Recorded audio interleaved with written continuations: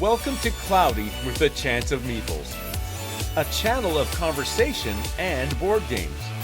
Hey, my name is Brent here. I'm Cloudy with the Chance of Meeples. Today on the channel, we're going to be talking about 7 great games that I feel will help stop the "I'm bored" that you, as a parent, may be hearing all summer long.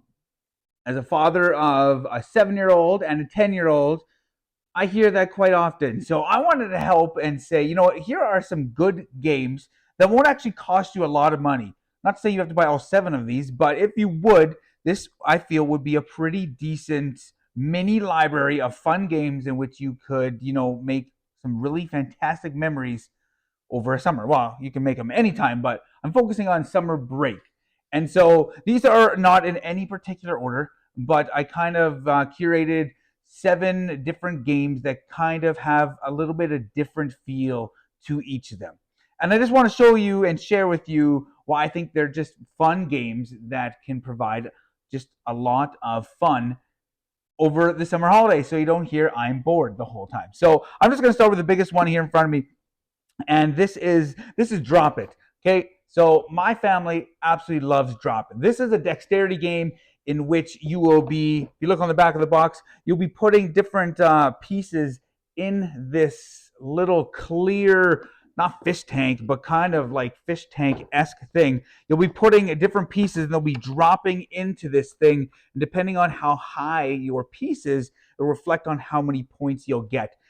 This is just like a fun game, a dexterity game that will defy the laws of physics. And I played this game with, my kids. I played this with my grandparents who are, in their 90s. So this, like, all ages can play Drop It. So this, absolutely a great game. So moving on, I'm going to look at this one. Actually is a tile laying game. Lots of people know dominoes, putting dominoes, connecting different numbers. Typically they're numbers, but in this one, King Domino, you are building a little kingdom, whether it be with water, forests, swamps, mines, fields, however, whatever you choose. But you're wanting to make the sections of these different types of land in the biggest, like the most per type of land, if that makes sense.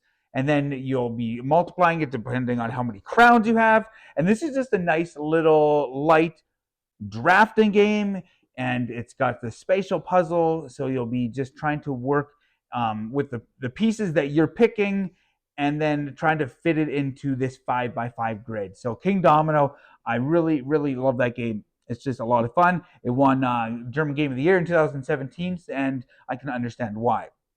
Moving on, I am not the biggest fan of cooperative games. I'll say that right off the bat. I like playing games. I don't necessarily like playing with other people. I like kind of the competition. But every once in a while, I'll get into a mood where I like working together as a team to come and beat a common goal or reach a common goal. And so I'm taking a look at Forbidden Island. This is from the designer of Pandemic. People might say this is like Pandemic Light, but this is a game in which you are trying to capture 4 different artifacts on this island, and they look absolutely amazing. So you got like this water chalice. You also have the statue of wind. They look absolutely amazing. Earthstone, I think it's called. I'm not totally sure. And my favorite one, this fire token. So collectively, you're on this island that's represented by these tiles, and each turn you're going to be move around this island trying to make it stop from flooding, and it's just this really tense thing. And it says ages 10 and up, but you can easily play this with 7, 8, 9-year-olds, and you just work together. There are tons of different ways in which you can set up the island.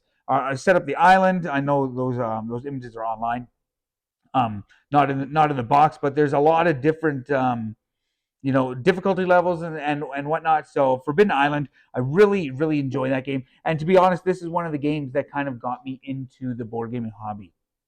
And so I think this is just a fantastic light family way game that you'll win together or you'll lose together.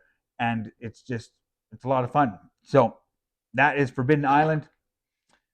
This is probably my one of my favorite games of all time, and it's a light drafting game. And this is gonna rattle around a lot. This is Draftosaurus. This game is like a stripped down version of building your own Jurassic Park. On each round, you'll be drafting different dinosaurs to certain pens. Everybody will get this little board, and depending on the pen, um, or depending on the dice roll, will reflect as to where you can put your dinosaur. So you may want to have like two the same, or any three, or all the same, or this pen, the only dinosaur of that type on your whole board. This is just a light little drafting game. It comes with forest side, or sorry, a winter side as well. So it has some replayability. I love this game, and it's got some. Let me see if I can pull some of these out. There's some really cool wooden dinosaurs that you'll be drafting each round. Let's get this Triceratops out of here. The T-Rex. Yeah, all about the T-Rex. And so, this is just a nice, light little drafting game. And it's about dinosaurs. Who doesn't like dinosaurs? Let's be honest. So that will be again, I'm not ranking these, but that will be game number 4 that I feel can stop the boredom this summer, or any day, I should say. One of the games that got me into the hobby years and years and years ago, okay, it's not that long ago, I guess almost 10 years ago, was Ticket to Ride. Ticket to Ride, it's like a staple in so many households. And I can't even just say North America, like worldwide, they have Ticket to Ride. Europe, they have a whole bunch of expansion maps and whatnot. But I love Ticket to Ride, but sometimes I don't want to open up this big box version of it.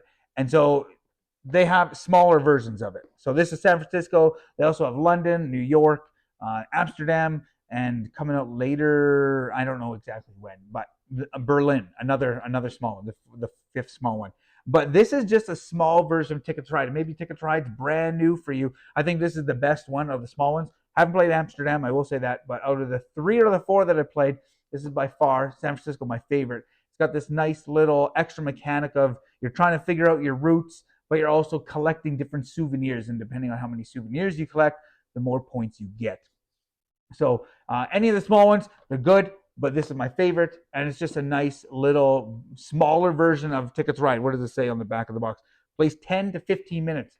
Like, not much. I think out of all these games that I've shown you so far, Forbidden Island would be the longest game, and this one probably would last, what does it say on the box? It says 30 minutes, and that's probably about right. But all these games are pretty quick. I got two more. Two more. I mentioned I didn't really like cooperative games as much, but this one I really loved. And I actually did this one with my kids. My kid, or my son, my oldest, he liked this a lot. And this has kind of a video game feel. And this is Zombie Kids. In this one, and there's also Zombie Teens. I got both of them in the same box. But in Zombie Kids, you're protecting your school from zombies. And it's kind of got a video game feel. The artwork is kind of very video game esque, but it also comes with this little book. And as you go through this book, you will be adding more and more rules, and you'll also be leveling up. So you'll be getting different stickers. I'll cover these ones up, but you'll be getting different stickers. And every time I believe you get to one of these envelope icons, you get to open up a new envelope, and they'll change the rules a little bit. Your character will be upgrading a little bit, and you'll get certain things throughout the game that'll really just get your kids to be like, man, I want to keep going. I want to keep leveling up, and find what new things are going to be coming in this game. And like I said, Zombie Kids, Zombie Teens, they're very similar. Zombie Teens is more of you're collecting things and bringing them back to the school, whereas in Zombie Kids, you're just straight up protecting the school. And then the cool thing is, if you have both of them, you can actually combine both of them, and you can use characters and different elements of both games in the other game, and it's really cool. I think the two of them combined, I played until we did both of the campaigns. I want to say it was close to almost 100 times. I think we played both of them like 40, 45 times. So a lot of bang for your buck in Zombie Kids. And if your kids love like video games and leveling up and progression, stuff like that, Zombie Kids, Zombie Teens, fantastic. which leads me to my last one. And this is more of a one-time play experience. And that is one of the Exit the Game games. One of the Exit the Game games. There's like 25 of these. And I took two here. The Sunken Treasure, I think, is the easiest one. I believe most of them I don't do overly that well. I get like 5 or 10 stars. But this one, it says 1 to 2 hours. I'm pretty confident I did this in less than 50 minutes. Um, and that's not like bragging or anything because they normally take me a long time. But this is, I think, the easiest one. I was also doing it with a group of like 3 other guys. Really put our minds together and knock these puzzles out. But this was a lot of fun. So if you're new to the whole escape room in a box type game, the Sunken Treasure would be a good starting one. And I think you could do this as a family night, at the end of the work week. Just get some snacks, not Cheetos, but get some snacks, open this up, work together, work through it together as a family. And a lot of fun memories could be had with this one. And if you've already done, a really easy one, the Abandoned Cabin, this is the first one I ever did. It's near and dear to my heart. It's got a couple really cool puzzles that blew my mind when I saw them. And it still gives me chills when I think about that experience. And so Exit the Game series, they're just fantastic.